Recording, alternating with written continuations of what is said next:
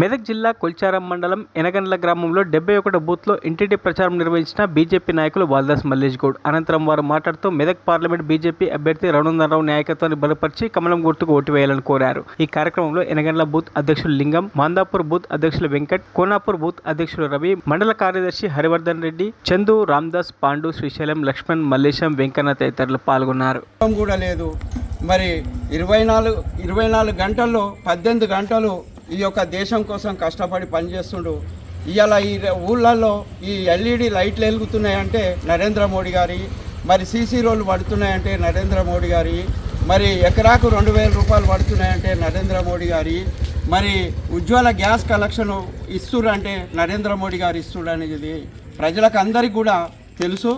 మరి వాళ్ళే చెప్తున్నారు మాకంటే ముందు మేము ఈసారి మోడీకి వేస్తాము, మరి మోడీకి ఓటేసి ఇవాళ మళ్ళీ 3వసారి ప్రధానమంత్రిని చేస్తామని చెప్పడం జరుగుతుంది. మరి గత చాలా సంవత్సరాల నుంచి కూడా కాంగ్రెస్ గవర్నమెంట్ పరిపాలించింది.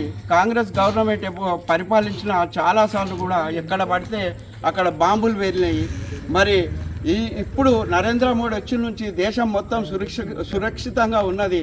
మరి ఈసారి కూడా ఆయనను ప్రధానమంత్రి చేసినట్టయితేనే మళ్ళీ దేశం ఇంకా కూడా అభివృద్ధి చెందుతుందని ప్రజలు చెప్పడం జరిగింది.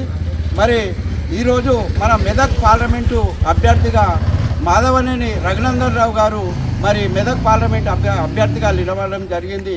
వారు కూడా చాలా గొప్ప నాయకులు, తెలంగాణలో తన గొంతు వినిపించిన నాయకుడు. మరి ఇలాంటి నాయకుని మెదక్ జిల్లా నుంచి మేమందరం కూడా ఓటేసి పార్లమెంటుకు పంపిస్తామని ప్రజలంతా చెప్పడం జరిగింది. మరిన్ని అప్డేట్స్ కోసం మా ఛానల్ని సబ్స్క్రైబ్ చేయండి.